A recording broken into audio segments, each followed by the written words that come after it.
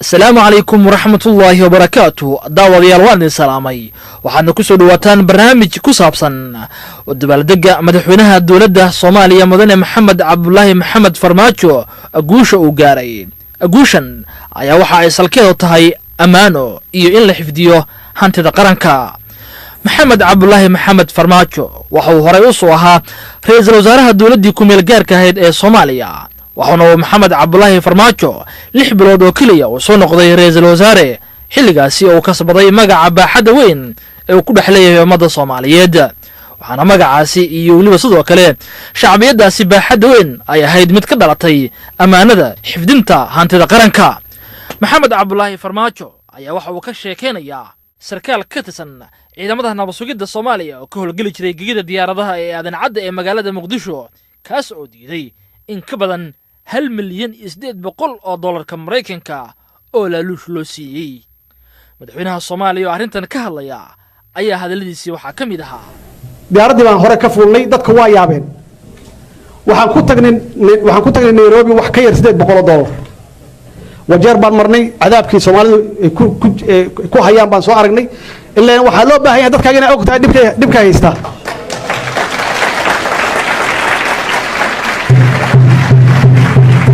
dadkii diyaaradda la saa waa farxeen waxay yiraahdeen war ninkii ra'iisul wasaaraha la socdaba meeshii waxaan tagay Nairobi rag odayaal oo meeshii waxa joogay safiir ahay iyo dadkii howlwadeennada safaaradda waxay noo qabteen hotel raaxo badan oo haday madaxda ku soo degto Cabdiweli waa la socdaa hoteladaas hotelkii waxa la ii qabtay executive presidential room yaa la ii qabtay oo haddaad aragtaan subhanallah azza wa jalla waad yaabaysa waxaan yiri meeshaan meeqa lagu kareeyaa ninka odayga wuxuu yiri waa 1,500 war waxaan yiri ummadan ka nimid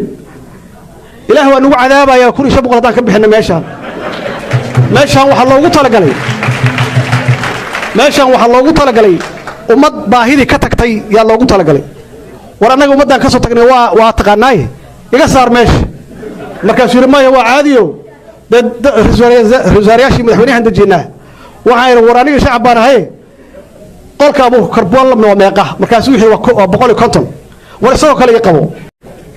ee dadku waa isku daydaan qofka wanaagsan qofka wax wanaagsan sameeyo lagu daydaa Soomaalidu qofka wax uu sameeyo way ku dayataa ogaada annagu waxaan nahay dad dhexdhexaad ma nihin extreme baan adnaa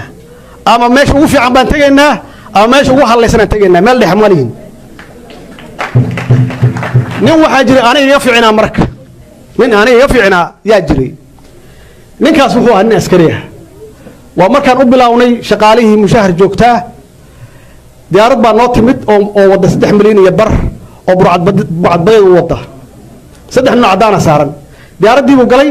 wuxuu yiri maxay tahay boorsadaan waxaan boorsada iska dhaaf $1,000 qaado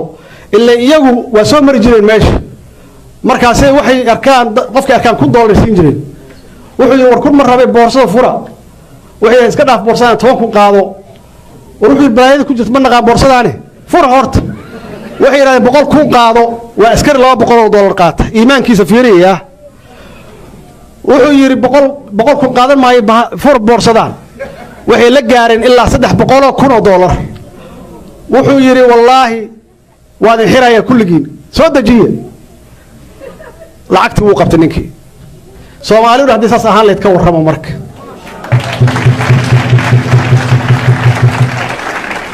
ninkaas odaga meesha waligiis waa ka shaqeyn jiray laakiin wuxuu arkay dadku waa wada hadlayaan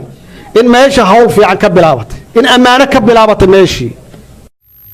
haddaba waxay noo suurto gashay in aanu la kulanno General Burhan Maxamed Ali Kaar oo ahaa ninka uu sheegayo madaxweynaha dawladda federaalka ee Soomaaliya mudane Maxamed Cabdullaahi Maxamed Farmaajo waxaana uu inoo sheegay 6 sano kadib dhacdadaasi inay haatan u muuqato ahamiyad gaara inay leedahay in bulshada Soomaaliyeed la xasuusiyo isla markaana ay ku daydaan saraakiisha iyo madaxda kale oo arrintan ugu dan leeyahay in ay ummadda Soomaaliyeed ka fogaato wax kasta oo musuqmaasuqa uu sheegay sidoo kale in ay ammaan ballaaran mudan yihiin xildhibaanadii baarlamaanka Soomaaliya oo iyaguna ka leexday inay musuqmaasuq qaataan doortayna madaxweyne Maxamed Cabdullaahi Maxamed Farmaajo. الرحمن الرحيم magacaygu waxa la General Burhan Maxamed Ali Kaar taliyo hore ee nabad airport garoonka aadan cadde halkan waxaan soo shaacinaya maanta waa iskiin barhaya in la barto aniga oo la ogaado waxaan iskiin barhaya madaxweynaha tilmaanta uu bixiyay asagoo ra'iisul wasaaraha hore u sheegay laaruushka nin inuu diiday inuu hadalkiisa sax yahay inay cadeynaya anna aan saxay in aniga ahaan lay barta ma rabo laakiin wax uma talagelin waxaan ugu talagalay sida xildhibaanadu yeeleen sharafta ay sameeyeen laaluushka ay diideen in looga daydo aniguna aan ahaa ninkii diyaaraduhu markay yimaadeen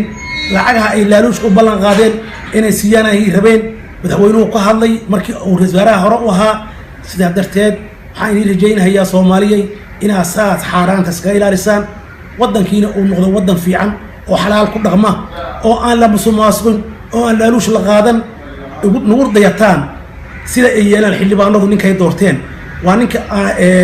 meel walba kaga hadlay Soomaaliya dhibaatadeeda waa ninka garoonka kaga hadlay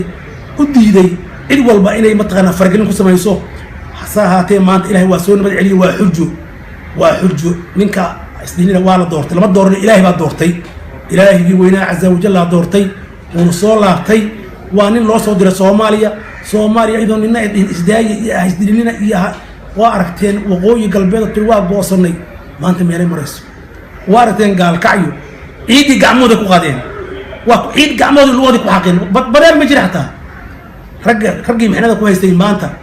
indhooda ku arkayaan ha iskaga tagaan leey kuwaas qisada garoonka diyaaradahaas waxay keeneen lacag ay rabeen ay meesha ku marsiin jireen waxay ahayd aniga dhowr goor ay lacagaas dhaafeen meesha ku dhaafeen waxaan maqlay diyaaradu xilliga aan jiray bay yimaadeen waxay yimaadeen 5 aroornimo diyaaradu garoonka mamnuuc ka ahaayeen waxaan la yaabay aroos salaad subax tukada mar walba garoonkana waxaan imaan jiray 12 ka dambeeyo ilaa hal saac ilaa 2 saac imaan jiray oo garoonka la furijiyo ka hor dhaqdhaqaaq lama ogoleen diyaaradan wax dhaqdhaqaaqooda ogolaaday baan la yaabay marka diyaaradahan marka guuxoodii aan maqlay sible beeshka uu subax dambe waxaan diyaaradahan xilligan soo degayo hadana xilligaas dhaqaaqaya oo aan wax fatashkooda aan ka warqabin maxay hayeen maxaad isku siiseen barmishiga maxay wadeen baan yiri war waxa laga bilaabay waxa la yiri raal haw saaxiibow anigu diyaaran barmishiga waa siinay laakiin batrool baan qaadayna waxa lagu yiri diyaaradii maalinkii dambe shay toomri ka bacdi anigu gaatinaan galay waxaan galay si gaatinima subax walba inaan guuxa markaan maqlo inaan soo degdego aan imaado niman amusom kamid oo saaxiib ay la shaqeyn jiray waxaan yiri ama isoo wac ama telefoon isoo dira marka telefoon isoo dira ama ana guuxooda ku imaan hayaba ilaahay amarkiis waxay cadaatay nimankan in niman la shaqeyn jiray ahaayeen markii ay yimaadeen ilaa hal saac subaxnimo way taagnaayeen batrool way kala qaateen aniguna meel ugu gabadhay anigu ciidankaygu hore u soo dhaqaaqnay telefoon in ka soo ciidamadii ama soo direen waxaan ogaaday in la shaqeyn jiray way lacagta qof waxay siiyaan bay sugayeen ala ay xaal markay boorsooyinka diyaaradii ka soo diintii kala ay saari lahaayeen anigu luuq baan ugu gambaraa dhab waa ku dhagay nimankii waa iswareysanay nimankii laaluusha ugu bilaabeen inay hore iga siiyaan inta laga bilaabo waxaa laga bilaabay lacag 100 kun marka hore kun bay yiraahdeen aan ku siino waa ku qoslay war 100 kun 10 kun ku siinaa war boorsada furaay iska day sheekadaas war 100 qaaday yiraahdeen iska daa waxaas dhan maxaa ku qoris 100 afrikaan ah iska qaado waa ku jahwareertida hadda jahwareerayaan bixiyaan marka si fiican isu jahwareer aniga idinku waa isu jahwareerinaa waa soo wada xafiiskayga keenay marka xafiiskayga keenay boorsooyinka furaay way fureen midna waxa ku jira 1 milyan 800 midna 1 milyan 800 waxaan yiri lacagta xagee wadeen waxaan wadnay humanitarian oo ah garoowe waxaan warqad ma wataan oo dawladda ka wataan fasax iyo waxaas inaad halka wax geynaysaan ma yeelay kan wadano laakiin anaga iskeen u geynina waxay caddaatay marka bacooyin lacag ku duumdaayeen xoog lahaa oo si morgoresan loo soo duubay lacag loogu talagalay maraakiib lagu tuuray horta burcad badeed ana marka hore waxa ka shakisana lacagaas la marsiyo meesh إن العقد جراس كنا هو لسعودي فرموشي يرى سوقاري أمسو من كان صاحبنا يرى سوقارسيي جراس ويرني هو جراس وحان المحي كوي ماذا أمالين نساء إنك تاور أمالين ديارنا وح كلامي باترول بيغاتان لبعض ديار ضواي بورسوي ما بيدك سود الجيام بدك على سارة مركب واحد كعب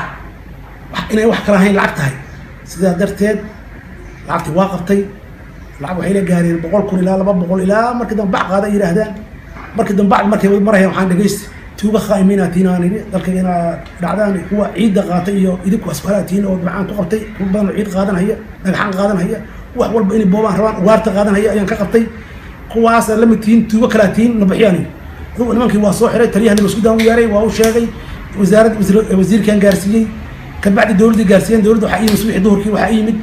مدرب رئيس الوزراء أها مدرب عبد الله محمد فرماجو هي الشيخ شريف أو مركز مدرب فرماجو ديار ده شعب الرعي لبعض دانو قبلهم كذي الله أستر عيبتيسا مركز سيدا درتين وحلوة ما حسنت هاي مركز وحاس على قلان غير سياسة ولقد تخلصها هي فرماجو داود يالكاسي وحوها جنرال برهان محمد علي كار سيدا أركيسين وحانك وكهلي مدحوينها صوماليا محمد عبد الله فرماجو